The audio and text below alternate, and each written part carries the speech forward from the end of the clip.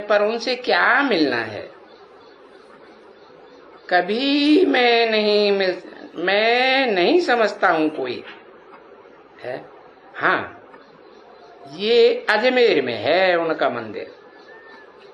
उनका किनका किनका मंदिर है? उनका मंदिर है अजमेर में है। किसका? ब्रह्मा बाबा का। उनका क्यों कहा? उनका तो बहुवचन बोला जाता है। हाँ, क्या लफड़ा हो गया? अब जवाब दो। है मुसलमानों का मंदिर है? उनका मंदिर है, वहां प्रजापिता ब्रह्मा का दाढ़ी के साथ रखा हुआ है अजमेर में। उनका किस लिए कहा? उनका मंदिर ब्रह्मा का मंदिर है अकेले का, या उनका एक का मंदिर है, या दो का मंदिर है? दो कौन कौन?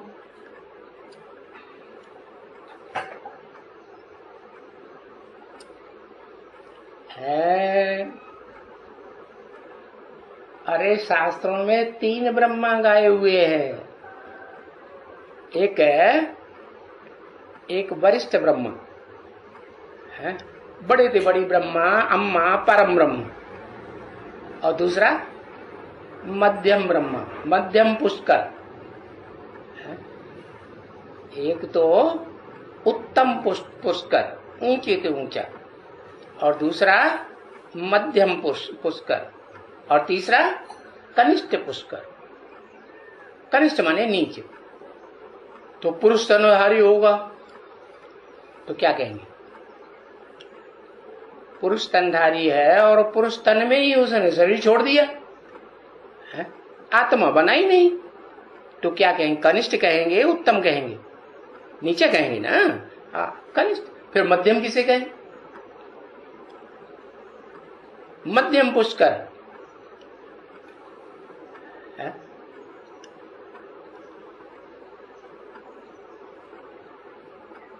मध्यम पुष्कर किसी को नहीं पता। हाँ, पता है, सेवक राम को कहेंगे मध्यम पुरुष। फिर उत्तम पुरुष को मध्य, उत्तम किसे कहेंगे? उत्तम पुष्कर ब्रह्मा को कहा ना। हाँ, इनको तो 3 ब्रह्मा हुए ना। परम ब्रह्म, हाँ, तो परम ब्रह्म ऊपर वाला। अच्छा, अम्मा ऊपर वाली होती है परम ब्रह्मा, ऊंचे से ऊंची ब्रह्मा।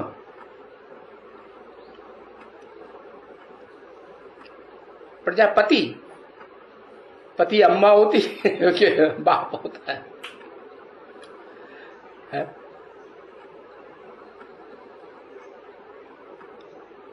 अरे भाई, परम ब्रह्म उसे कहा जिसमें शिव प्रवेश करते हैं, उसकी आत्मा हो गई है, उसकी आत्मा को कहेंगे परम ब्रह्म। जिसमें प्रवेश किया और उसका शरीर हो गया अम्मा, वो परम ब्रह्म। और वो कौन सी अम्मा? बड़ी अम्मा कि छोटी अम्मा? जगदम्बा जिसे कहा जाता है। जगदम्बा जो 500-700 करोड़ की अम्बा है पृथ्वी, तो क्या हुई? जगदम्बा। तो ये 2 मध्यम ब्रह्मा हो गए, एक जगदम्बा और एक परम ब्रह्म। परम ब्रह्म प्रैक्टिकल में कौन? प्रैक्टिकल माने शरीर के साथ। तो कौन है प्रैक्टिकल में शरीर के साथ? परम ब्रह्म। नाम लिखो, इशारे में दुनिया भर की अर्थ निकलते हैं। परम ब्रह्म प्रैक्टिकल में शिव बाबा है, प्रैक्टिकल में परम ब्रह्म। अम्मा, बड़ी अम्मा, परम ब्रह्म। अम्मा स्त्री चोला होती है कि पुरुष चोला? शिव बाबा पुरुष चोला है कि स्त्री चोला? पुरुष चोला। तो कैसे लिख दिया शिव बाबा है? परा प्रकृति जो शिव बाप जिस मुकर्रर रथ में प्रवेश करते हैं उसमें परा प्रकृति नहीं है। है? कौन? जिस मुकर्रर धारी रथ में प्रवेश करते हैं उसमें परा प्रकृति या परा प्रकृति दोनों हैं या एक ही है? दोनों हैं। कौन कौन?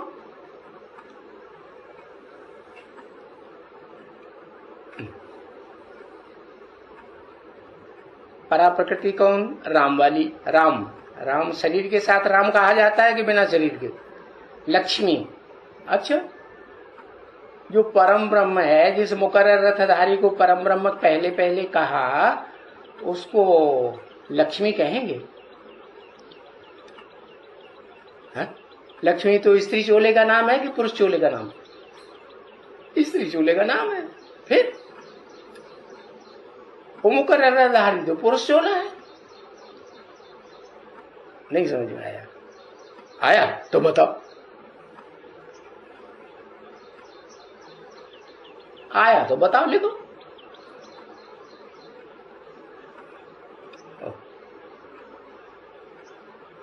ओहो,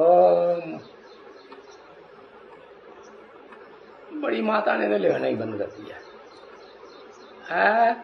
परात्मा अपरा शरीर। हाँ, आत्मा माने जो ज्योति बिंदु दिखाया जाता है ना शिवलिंग में, है जब सोमनाथ मंदिर बना था ना तो एक्यूरेट यादगार थी, तो वो हीरा है परात्मा। परा माने परा प्रकृति है, और दूसरी है अपरा प्रकृति माने वो शरीर, लिंग। लिंग हो गया अपरा प्रकृति। तो वो उसको प्रैक्टिकल कहें परा प्रकृति और अपरा प्रकृति है?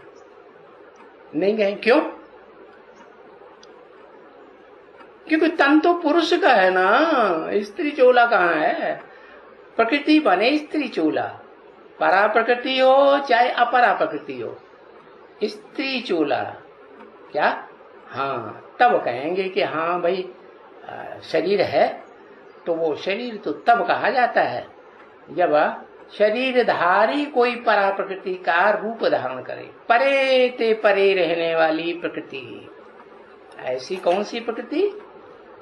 लक्ष्मी वाली आत्मा। और अपरा प्रकृति माने जगदम्बा वाली आत्मा, थोड़ी नीची स्टेज प्राप्त करने वाली है। तो वो हो गई मध्यम पुष्कर। समझ लिया? मध्यम पुष्कर माने मध्यम आत्मा है। और फर्स्ट क्लास उत्तम पुष्कर कौन हुआ? है मुकर्रर रथधारी जो आत्मा है वो उत्तम पुरुष। और जब प्रैक्टिकल की बात करें तो फिर जगदम्बा जिसका नाम है और लक्ष्मी जिसका नाम है, गौरी और काली। काली को कहेंगे जगदम्बा और गौरी को कहेंगे लक्ष्मी। तो ये दोनों हैं मध्यम पुष्कर। और फिर कनिष्ठ पुष्कर नीचे कौन? ब्रह्मा बाबा। तो हाँ, ये अजमेर में है उनका मंदिर। है किनका मंदिर? किनका? और तीनों जो पुष्कर हैं, तीनों प्रकार के, उनकी यादगार मध्यम पुष्कर, उत्तम पुष्कर और कनिष्ठ पुष्कर वहां है। पुष्कर नाम क्यों दिया? धक्का दे के चलते हैं तीनों धक्का दे के चलते हैं। तीनों धक्का दे के नहीं चलते। अच्छा, शिव जिस मुकर्रर रथ में प्रवेश करते हैं वो धक्का दे के नहीं चलता। अच्छा, अपने आप चलता रहा। शिव बाबा को आने की क्या जरूरत? फिर शिव बाबा को आने की क्या जरूरत? जरूरत है?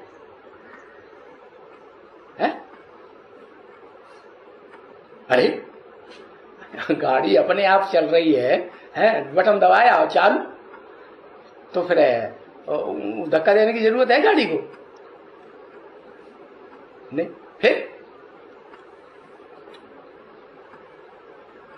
नहीं बुद्धि चल रही। हाँ बताओ।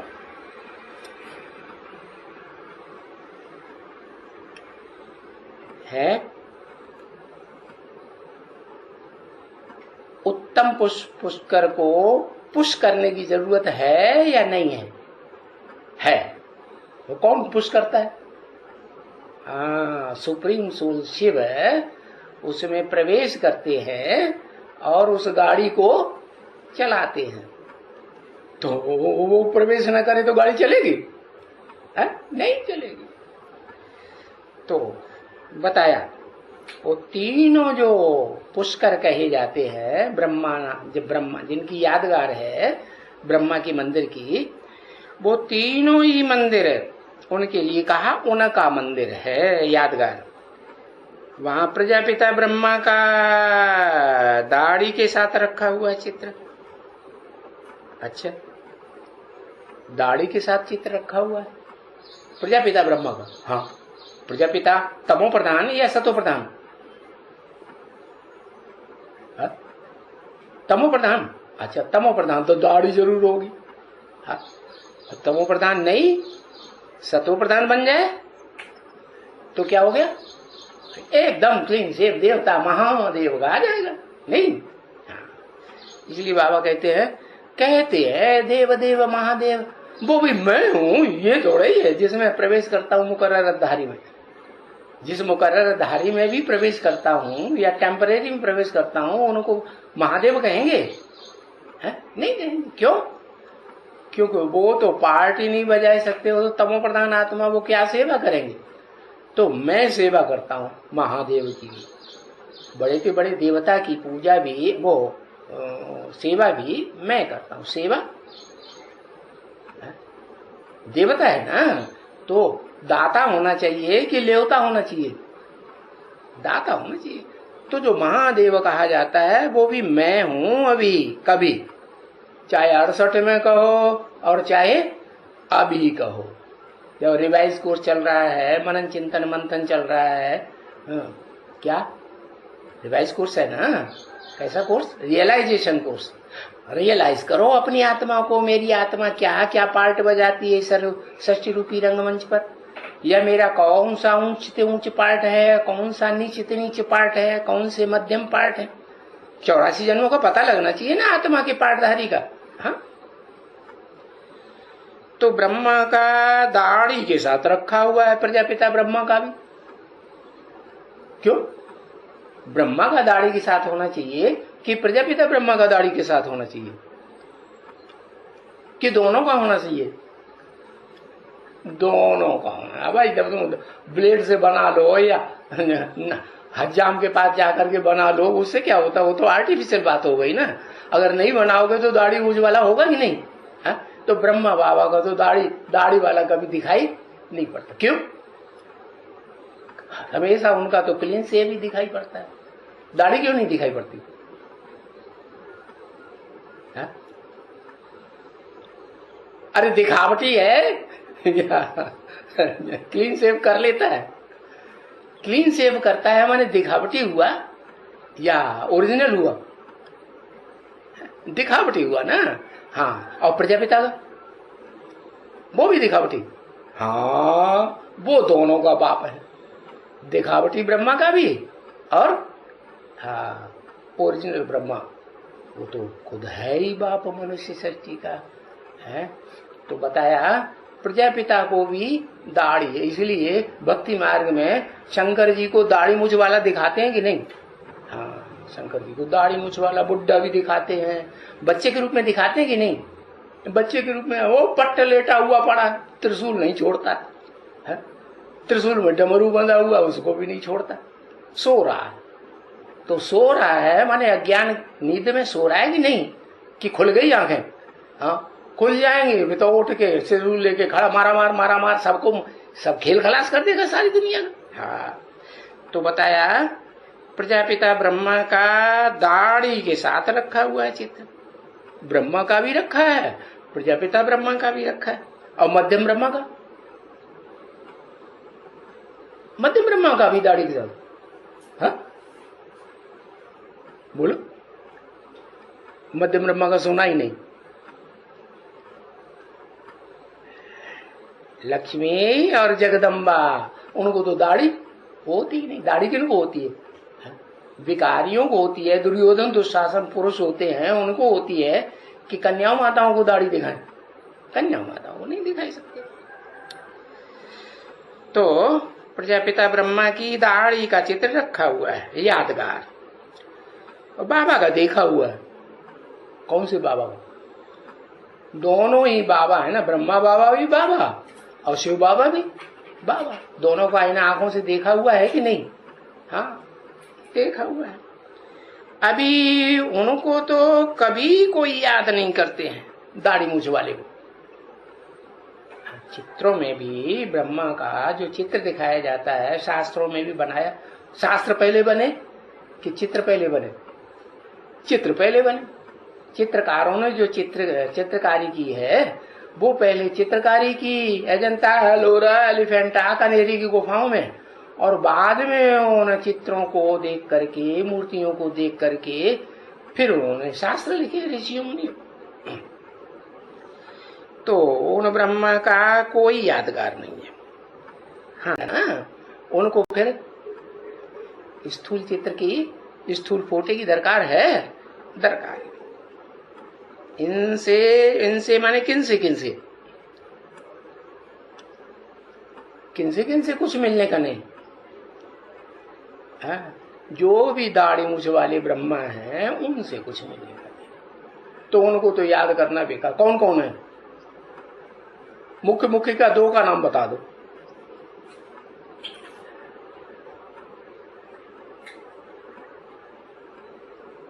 दादा लेखराज एक हो गए, लिख दिया। और दूसरा है, हाँ, जिसको प्रजापिता कहा जाता है। प्रजापिता का, हाँ, क्या क्या क्या लिखा? नहीं लिखा। क्या लिखा? दादा लेखराज और जगदम्बा। अच्छा, जगदम्बा क्लीन शेव है या दाढ़ी मूछ वाली है? अरे दुनिया में जगदम्बा को पूजते हैं, उसकी यादगार के है ना, तो दाढ़ी मूछ वाली है वो, तो दाढ़ी मूछ वाली नहीं। फिर दाढ़ी मूछ वाला कौन? दाढ़ी मूछ वाला पतित है या दाढ़ी मूछ वाला पावन? पतित है ना, तो पतित को याद करना है नहीं। हाँ, ये पतित तन में आते हैं बाबा, पतित तम कामी कांटे में शिव बाबा आते हैं। उसे पतित तम फूल बना, पावन तम फूल बनाने के लिए आते हैं। बड़े से बड़ा फूल कौन सा? कमल का फूल, वो बनाने के लिए आते हैं। नहीं, आप बनाने के लिए आते हैं। तो कमल का फूल बन गया है? नहीं बनाना। जब तक दाढ़ी मूछ आ रही है तब तक क्लीन शेव मना, जिसको कहें कौन सा तन,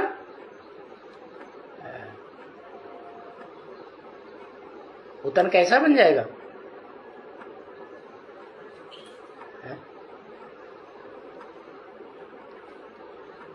विष्णु तो बन जाएगा,